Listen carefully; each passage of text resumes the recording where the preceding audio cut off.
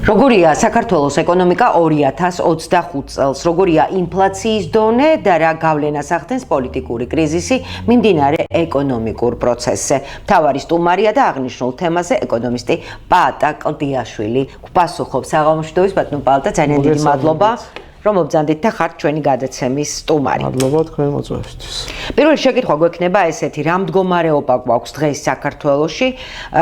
მართლა გაიზარდა თუ არა 6%-ით, შეინიშნება თუ არა ზრდა და კიდევ ერთი შეკითხვა, რომელზეც უკვე რამდენიმე დღეა საუბრობენ, ეს არის ბიუჯეტის დეფიციტი. დააკლდა თუ არა ბიუჯეტს მილიონები და ასრულებს თუ არა, მოკლედ რომ ვთქვათ, ხაზინა გეგმას.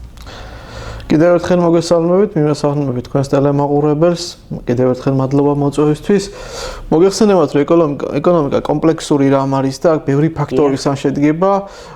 იმისაც რომ სრული სურათი დავინახოთ, შევეცადოთ რომ ყველა ეს ფაქტორი მოკლედ გავაანალიზოთ, იმდენად რამდენადაც გადაცემის ქრონომეტრაჟი ამის საშუალებას მოგცემს. ბუნებრივი აქტუალურია ის თემები, საკითხები, რომელიც თქვენ დასვით, იგივე ბიუჯეტის შევსების საკითხი, ეკონომიკური ზრდის საკითხი, ეკონომიკური ზრდის გამომწვევი ფაქტორები, ვთქვათ, მნიშვნელოვანი არის ინვესტიციების მოცულობა, რომელიც ქვეყანაში შემოდის, ინფლაციური პროცესები, ვალუტის კურსი და ასე შემდეგ. კიდევ რამდენიმე საკითხს დავამატებთ თქვენის ნებართვით, იგივე სამუშაო ძალის, შრომის ანაზღაურების, დასაქმების საკითხი, მთლიანად მოსახლეობის საკითხი. პირველი ეტაპის კითხვები იყო, ბატონო პაატა. დიახ, კიდევ მოგვიყვეთ ეს საკითხები მიმოვიხილოთ იმისაც, რომ საერთო ჯამში საერთო სურათი დავინახოთ. მოდით დავიწყოთ თუნდაც მოსახლეობიდან. მოსახლეობა და მის საფუძველზე შემდგარი ეკონომიკური მაჩვენებელი, როგორიცაა სამუშაო ძალა, მნიშვნელოვანი განმაპირობებელი ფაქტორი არიან ეკონომიკური ზრდისა ქვეყანაში, ეკონომიკური განვითარებისა, სხვა ეკონომიკურ ფაქტორებთან ერთად ბუნებრივია ადამიანური რესურსი და ადამიანური ფაქტორი ერთ-ერთი ყველაზე გამორჩეულია. ყოველ შემთხვევაში ჯერჯერობით. ბუნებრივია. ჩვენ დღეს თუნდაც ამ დღეებში მოვისმინეთ, რომ თითქოს საქართველოს მოსახლეობა არის გაზრდილი. თითქოს რა? ეს კი ბატონო, 10,000-ით ყოფილვართ გაზრდილი, მაგრამ რის ხარჯზე ვართ გაზრდილი? არის გაზრდილი. ეს არის ძალიან მნიშვნელოვანი კითხვა, რომელიც ახლა თქვენს დასვით, რის ხარჯზე გაზრდილი არის საქართველოს მოსახლეობა, არა საქართველოს მოქალაქეების ხარჯზე. რაში მდგომარეობს ახლა ეს მარტივად რომ ავხსნათ? ბუნებრივი მატება ქვეყანაში გვაქვს უარყოფითი. ანუ გარდაცვალების მაჩვენებელი, სამწუხაროდ აღემატება შობადობის მაჩვენებელს, დაახლოებით 5,000 გვაქვს მინუსში, ასე ვთქვათ. მაგრამ დადებითი ზრდა, ანუ მოსახლეობის და გვაქვს იმიგრაციის ხარჯზე. რაც არ უნდა გასაკვირი იყოს, სწორედ რომ მიგრაციის ხარჯზე. ხა, მიგრაცია ჩვენ თუ გადავხედავთ, ალბათ ჩვენს გარშემო უამრავი ადამიანი ქვეყნისგან მიდის. მხოლოდ 2024 წელს ოფიციალური სტატისტიკის მონაცემებით და არა ექსპერტული შეფასებით 65,000-ზე მეტმა ადამიანმა დატოვა ქვეყანა. სტატის მონაცემებით წელსაც იგივეა ეს. დიახ, ბუნებრივია. 65,000-ია და მე ვფიქრობ და დამეთანხმებიან ალბათ ტელემაყურებლები, რომ ალბათ უფრო მეტიცაა გასული ქვეყნიდან. დიახ, თითქოს შეგრძნება გვაქვს, რომ თითქოს ყველა ქვეყნიდან გარბითაც კი ამის საშუალო ქალაქიდან ქვეყნიდან დაახლოებით ერთ და იგივე სიტუაცია გვაქვს სამწუხაროდ. 65,000 ადამიანი, თუმცა მიგრაციული სალდო მაინც დადებითი გვაქვს. რის ხარჯზე? ბუნებრივია, ეს გვაქვს შემოდინების ხარჯზე. იმ ადამიანების ხარჯზე, რომელიც ქვეყანაში შემოდიან ხანგრძლივი ვადით, 1 წლით და მეტი ვადით შემოდიან, ბუნებრივია ისინი არ არიან საქართველოს მოქალაქეები, მაგრამ თუ ისინი ხანგრძლივად ცხოვრობენ, 1 წელზე მეტი ვადით ცხოვრობენ ქვეყანაში, უკვე ისინი შედიან საქართველოს მოსახლეობის შემადგენლობაში. დათვლაში ისევენ იღებენ მონაწილეობას. ბატონო პაატა, ხომ არა გაქვთ თქვენ, ხო, ეს მინდოდა მიგრირებული ადამიანების ეროვნების მონაცემები, ხო არა გაქვთ? მეტი ვინ არის შემოსული? შემოსული არის ძირითადად სტუდენტური, ასე ვთქვათ, ნაკადი, ესენი არის ინდოელები, პაკისტანელები, ბანგლადეშელები და ასე შემდეგ. რა ძალიან კარგია, მისასალმებელია, რომ სასწავლად ადამიანები საქართველოში შემოდიან და ეკონომიკურ ზრდის წრეში ჩვენ ამას მიმოვიხილავთ და დადებით ტენდენციას ამ კუთხით და მათ გავლენას აქაც დავინახავთ, მაგრამ ფაქტია ის, რომ ისინი არიან დროებით შემომსვლელები ქვეყანაში, სასწავლებლად, ბუნებრივია, გარკვეული დროის შემდეგ ისინი თავიანთ ქვეყანაში დაბრუნდებიან და მიგრაციული ეფექტი დადებითი რომ არის ეს სამწუხაროა და არა, ასე ვთქვათ, გასახარი ამ შემთხვევაში. იმდენად, რამდენადაც მაშინ როცა უამრავი საქართველოს მოქალაქე ქვეყნიდან გადის, აი ამ ფაქტორის გამო თითქოს მოსახლეობა იზრდება. რაც რეალური და პრაქტიკულად არ აგვაქვს ჩვენ სამწუხაროდ კლება გვაქვს როგორც ბუნებრივი მატების კუთხით, როგორც აღვნიშნე, გვაქვს საკმაოდ მაღალი ემიგრაცია ქვეყნიდან მოქალაქეების გასვლისა და გასვლის თავარი ასე ვთქვათ, ნაკადი არის სწორედ შრომისუნარიანი მოსახლეობა, რომელმაც უნდა შექმნას ეკონომიკური დოვლათი ქვეყანაში. და რატომ გადიან ეს ადამიანები ქვეყნიდან? იმიტომ რომ ბუნებრივია გადიან იმის გამო, რომ სათანადო დასაქმება ვენახეს, უკეთესი პირობებს ეძებენ და მათ აიძულა არსებულმა სიტუაციამ ქვეყნის დატოვება ბოლო წლებში. ეხლა სამუშაო ძალაზეც უნდა ორი სიტყვა ვთქვა. ოფიციალური სტატისტიკის მიხედვით სამუშაო ძალა მცირდება ქვეყანაში. ეს ბუნებრივიცა, როცა ამდენი ადამიანი ქვეყნიდან გადის, ამდენი საქართველოს მოქალაქე, ბუნებრივია ეს გადის სწორედ აქტიური სამუშაო ძალა, ისეთი ასაკის, რომელიც სწორედ რომ აქტიურ სამუშაო ძალაში გადის და ბუნებრივია სამუშაო ძალის შემცირებას იწვევს. ამას რა მოყვება მეორეს მხრივ? მთელ რიგ პროფესიებზე, მთელი რიგი დარგებში უკვე დეფიციტი შეიქმნა სპეციალისტებისა.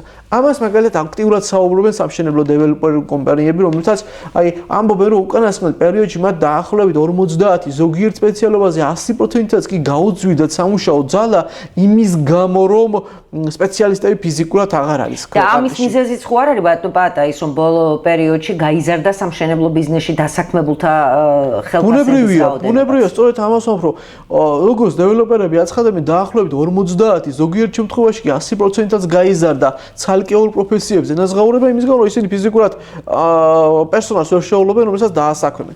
ეს რას იწვევს? ეს იწვევს, რომ ზვირდება მათი პროდუქცია. შესაბამისად, მათი პროდუქციის გაძვირება, მათი პროდუქციის თვითღირებულების გაზდა ნიშნავს ფასის გაზდას, რის გამოც გაყიდვები უკვე კლებას იწყებს. ამის გამო, რომ პროდუქცია გაძვირდა.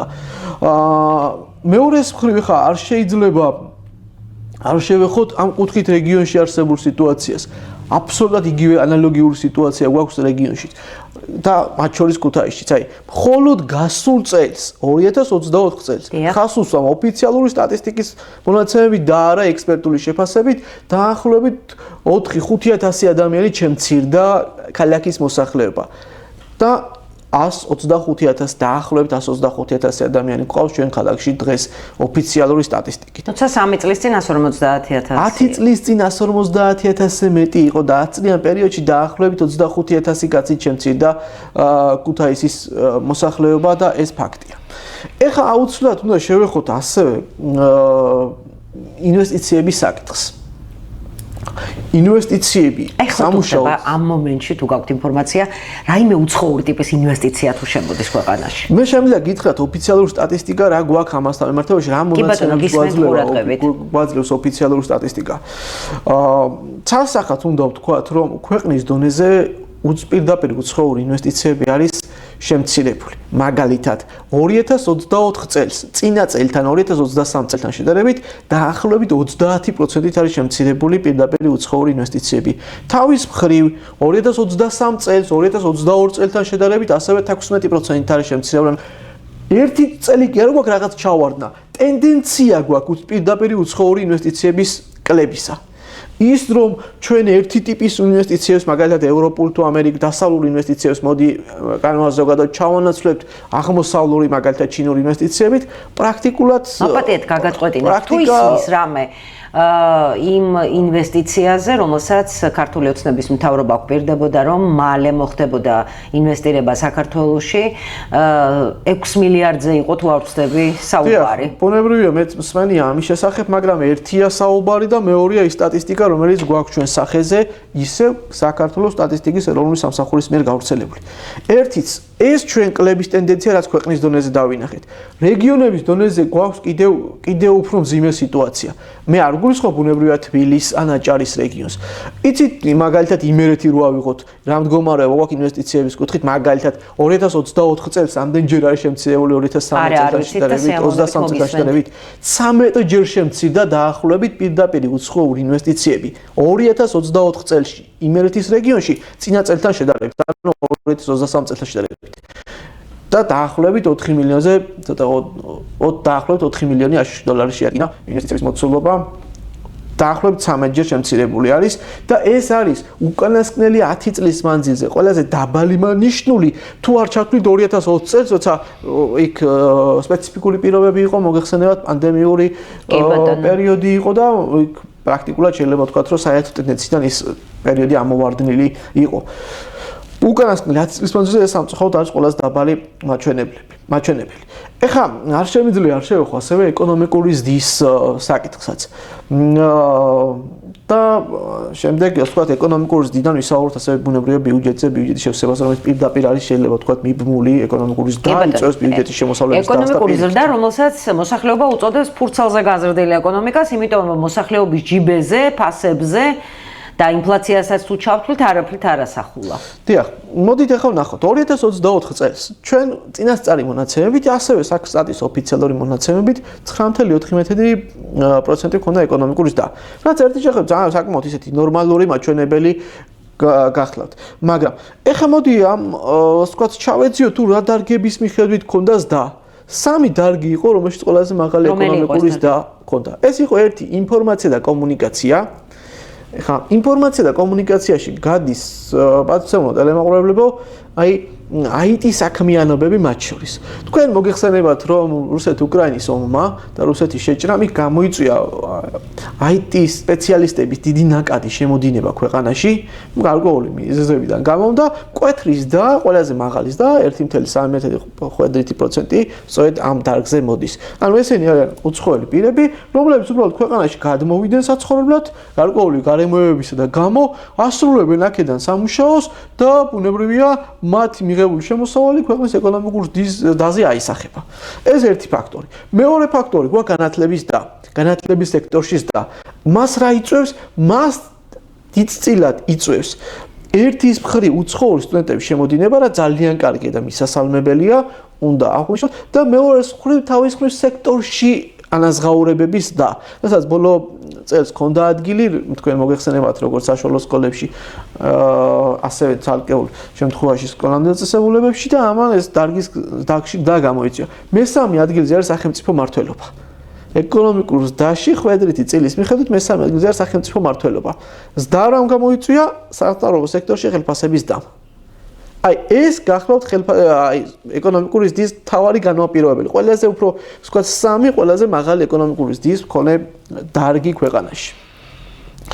და არ შემიძლია არ შევეხო აი ბოლოსაკენ ასევე გზავნილების თემას.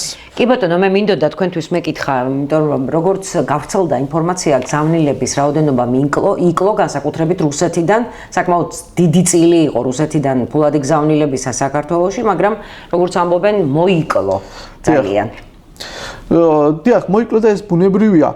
რუსეთიდან გზავნილები კლების ტენდენციით ხასიათდება და რატომ? გზავნილების მოცულობა იქ ასევე გამოიწვია წინა წლებში, წინა პერიოდებში, გამოიწვია ისევ რუსეთს და უკრაინის ომმა და გარკვეული კაპიტალის გადმოტანა შეეცადა ომის, ვთქვათ, შიშით და ომის გავლენით რუსეთიდან, მათ შორის შეიძლება ეროვნებით ქართველი რუსეთის მოქალაქეები საქართველოში. და ბუნებრივია, რომ ეხლა მოიკლო ამაში გასაკვირი არაფერი არ არის.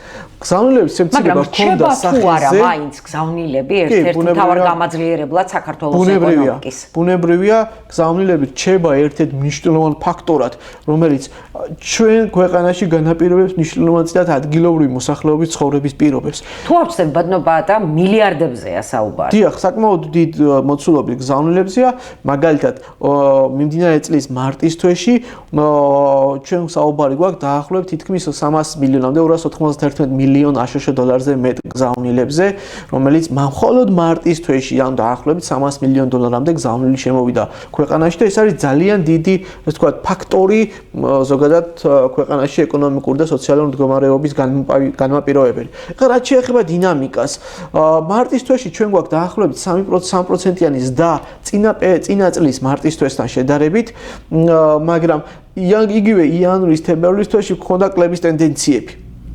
ეს ალბათ სეზონური გავლენით შეიძლება ახსნათ, იმიტომ რომ რაც უფრო მეტი ადამიანი არის ქვეყნის გარეთ წასული და ჩვენ ვიცით რომ გასulis ტენდენცია სამწუხაროდ საკმაოდ მაღალი გვაქვს, ბუნებრივია გზავნილები შესაბამისად ქვეყანაში იზრდება და ჩვენ გვაქვს ძირითადად და ყველაზე მაღალი ზრდა მოდი ასე ვთქვათ ევროპის ქვეყნებიდან, კერძოდ კი ევროკავშირის ქვეყნებიდან 12% და მეტი ზრდა გვაქვს, კიდევ უფრო მაღალი ზრდა გვაქვს ამერიკის შეერთებული შტატებიდან თვიურ პროცენტურ ზრდას ვიძახი დაახლოებით 20-21% ზრდა გვაქვს ამერიკის შეერთებული შტატებიდან გზავნილებისა, მხოლოდ მარტისთვის გულისხმობ ეხლა და აი ამ ვთქვათ გზავნილების მოცულობის მზარდი ტენდენციით შეგვიძლია ვთქვათ რომ ჩვენ მნიშვნელოვან სოციალურ პირობებს აუმჯობესებთ ადგილობრივი მოსახლეობისა და ამ ხრივას თქვა ჩვენი ემიგრაციისა მადლობელი უნდა ვიყოთ. კი ბატონო, მაგრამ რა გავლენას იქონიებს თუ მართლა მოხდა და ვიზა ლიბერალიზაცია შეგვიჩერეს 2025 წლის შემოდგომაზე, ეს უკვე რა გავლენას იქონიებს ქართულ ეკონომიკაზე, საქართველოს მოსახლეობის ჯიბეზე და უშუალოდ და ის ადამიანები, რომლებიც არ ფლობენ იქ სრულ საბუთებს იქნენ დეპორტირებული საქართველოში. ასეთ შემთხვევაში რა ელოდება ჩვენი ქვეყნის ეკონომიკას და ოჯახებს, რომლებიც არიან ძირითადად დამოკიდებული ევროპის ქვეყნებიდან გზავნილებზე? ბუნებრივია, მე გამიჭირდება სამართლეული ასპექტების მიმოხილვა, მაგრამ ფაქტია, რომ ეხანაც არაერთხელ აღვნიშნეთ, რომ გზავნილები არის მნიშვნელოვანი ფაქტორი ჩვენთვის, ჩვენ ქვეყანაში სოციალური მდგომარეობის, ეკონომიკური მდგომარეობისათვის და მათი შემცირება ძალიან მწვავედ აისახება სოციალურ პირობებზე, რომელიც ჩვენ გვექნება ადგილზე აქ ქვეყანაში დარჩენილ მოსახლეობასთან მიმართებაში. და მისი შემცირება პრაქტიკულად ძალიან მწვავედ აისახება ეკონომიკის ნებისმიერ დარგზე, ნებისმიერ სფეროზე. მათ შორის იგივე საბიუჯეტო საკითხებთან მიმართებაში, რომელზეც თქვენ წეხან საუბრობთ, აი. კი ბატონო, ხო ეს შეუსებელი ისინი მაინტერესებს ბიუჯეტს, რატომ დააკლდა ეს თანხები და კრიზისამდე მიგვიყვანს თუ არა თუ ასე გაგრძელდა ეს ვითარება, იმიტომ რომ უკვე ბიზნესმენები ალაპარაკდნენ ეკონომიკურ კრიზისზე. ბევრი ფაქტორი, რომელიც ჩვენ მოვიხილეთ, ბუნებრივია განაპირობებს ეკონომიკურ მდგომარეობას აქ. პირველი გზავნილების თემა უკვე ვახსენეთ. ქონდა ის, რომ ძვირდება მუშახელი და ეს აძვირებს ადგილობრივ პროდუქციის წარმოებას, მის თვითღირებულებას ზრდის და კრიტიკული მნიშვნელობის ასევე არის პირდაპირ უცხოური ინვესტიციები, რომელსაც უკვე წლებია კლების ტენდენცია აქვს და არ შეიძლება ამან გავლენა არ იქონიოს. ნებისმიერი ქვეყანა, არათუ ჩვენ განვითარებული ქვეყნებიც კი ცდილობენ, რომ რაც შეიძლება მეტი უცხოური ინვესტიცია მიიზიდონ ქვეყანაში, იმიტომ რომ მეტი ინვესტიცია მეტ დასაქმებას ნიშნავს, მეტ სამუშაო ადგილს ნიშნავს, ეკონომიკური ზრდის წახალისებას, ხელშეწყობას ნიშნავს და ინვესტიციების მოცულობის შემცირება არ შეიძლება რომ უარყოფითი გავლენა არ იქონიოს ქვეყნაზე, ქვეყნის ეკონომიკაზე და მათ შორის ბიუჯეტის შევსებას და ბიუჯეტის შესრულებაზე. ხა, ის საუბარი, რომ გარკვეული გადასახადებს დააკლდა ბიუჯეტის საკვარტალურ შესრულებას, იყო იქ საუბარი მოგების გადასახადზე, იყო დამატებული ღირებულების გადასახადზე, დიახ, იყო იმპორტის გადასახადზე, ანუ ეგრეთ წოდებულ საბაჟო გადასახადს რომ უწოდებთ ჩვენ ბუნებრივია იყო გადაჭარბება სხვა მუხლებში, რომელთაც საერთო შევსება კვარტალური ბიუჯეტისა მოხდა, თუმცა ის სიგნალი მნიშვნელოვანი და საყურადღებოა, რომ ცალკეულ გადასახადებთან მიმართებაში რატომ მოხდა კლება. მნიშვნელოვანი ანალიზი ჭირდება მას, ბუნებრივია, ვისაც ხელეწიფება, ვისაც შესაბამის მონაცემთან მიუწვდება ხელი და ის საუბარიც რომ თითქოს წინსწრებით რაღაცა გადასახადების გადახდა მოხდა, ჩვენი ეს თქვა პოზიციიდან ამას საუბარი ხა ძნელია, ფაქტები ამისა ჩვენ ხელთ ბუნებრივია არ აგვაქვს, მაგრამ თუ ამას ადგილი ჰქონდა, ეს აუცილებლად იჩენს თავს მომდევნო თვეებში. ამწუხაროდ. ბატონო პატა, არ შემიძლია არ გკითხოთ ტრამპის პოლიტიკა, რასაც ის აწარმოებს მსოფლიოსთან მიმართებაში და ასევე ჩვენთან და ის ტარიფები, რაც მან დააწესა, რა გავლენას იქონიებს თქვა საქართველოს? საბედნიეროდ უნდა ვთქვათ, რომ საქართველოსთან მიმართებაში დაწესებული ტარიფები არ არის კრიტიკულად მაღალი და 10%-ია, ხო? არსებითად არ გამოახდენს გავლენას ამერიკაში ქართული პროდუქციის ექსპორტზე, მით უმეტეს რომ საერთო ექსპორტის მოცულობაში ამერიკაში ექსპორტი საქართველოსთან არსებითი მნიშვნელობისა არ არის, თუმცა ზოგადად შეიძლება ცალსახად თქვათ, რომ აი ეს ტარიფების ომი, რომელიც წამოიწვა ახალმა ადმინისტრაციამ და რომელსაც ასე ვთქვათ, შემდეგ სხვადასხვა ქვეყნების მხრიდან შესაბამის პასუხები მოყვა, ტურბულენტობას გაზრდის მსოფლიო ეკონომიკაში და ასე ვთქვათ, ეკონომიკურ ზრდას, ზოგადად საერთაშორისო ურთიერთობების, საერთაშორისო ვაჭრობის ზრდას, ბუნებრივია ბუნებრივია ხელს ის არ შეუწყობს და დადებითად არ წაადგება. საბედნიეროდ ჩვენთან მიმართებაში მას არსებითი გავლენა სავარაუდოდ ამ ეტაპზე არ უნდა გქონდეს, თუმცა ბუნებრივია სასიამოვნო ფაქტორი ნამდვილად არ არის.